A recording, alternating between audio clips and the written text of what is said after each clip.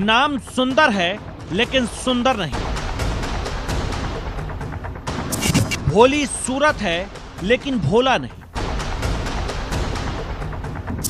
पहनता है गमछा, अंदाज है तिरछा। रिकॉर्ड इतना डेंजर, खौफ खाए हर गैंगस्टर। रंगदारी, फिरौती, मर्डर, ऐसा है सुंदर भाटी का कैरेक्टर। इन तीन लोंडों ने अतीक के 44 साल के खौफ को नेस्तनाबूद कर दिया। लेकिन अब खबर ऐसी है कि इन तीनों ने दुर्दांत अपराधी सुंदर भाटी के कहने पर इस खौफनाक हत्याकांड को अंजाम दिया है। अतीक और अशरफ की हत्या में शामिल 3 हत्यारों में शामिल रोहित उर्फ सन्नी सुंदर भाटी के साथ 2019 में हमीरपुर जेल में बंद रहा था। इस बात की चर्चा है कि वो सुंदर भाटी के संपर्क में था। उसी के इशारे पर अतीक के हत्यारों तक जिगाना पिस्टल भी पहुंचाई गई थी। तुर्की मेड ये पिस्टल पाकिस्तान के रास्ते भारत आती है।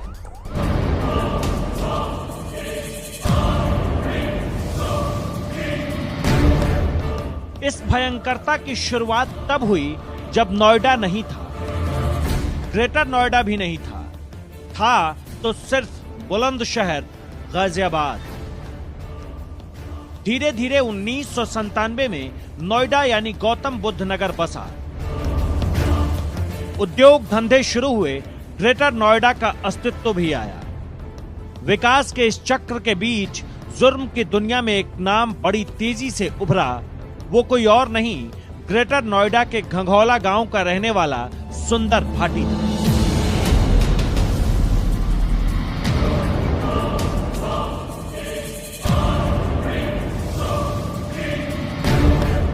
आज सुंदर भाटी यूपी, हरियाणा और दिल्ली के सबसे खतरनाक गैंगस्टर्स की लिस्ट में सबसे टॉप में जरूर है।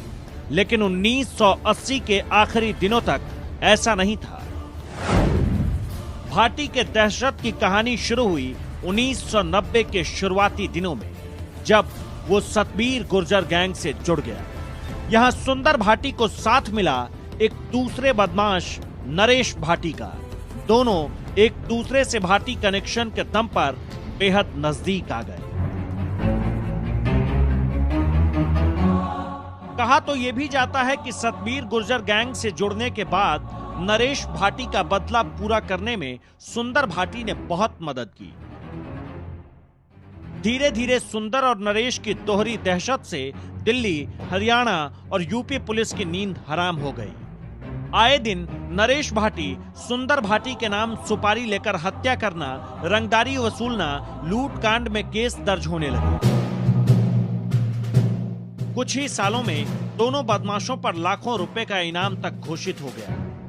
लेकिन जरायम की दुनिया में दबदबे और राजनीतिक महत्वाकांक्षा के चलते इस दोस्ती की उम्र लंबी नहीं चल सकी। जैसा जुर्म की दुनिया में होता आया है, इस किस्से में भी हुआ। भाटी यारों की दोस्ती में दुश्मनी।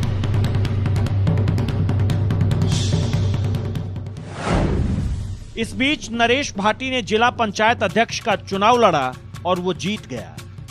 नरेश भाटी का रसूख रातों रात बढ़ गया। वो लाल बत्ती गनर के साथ घूमने लगा।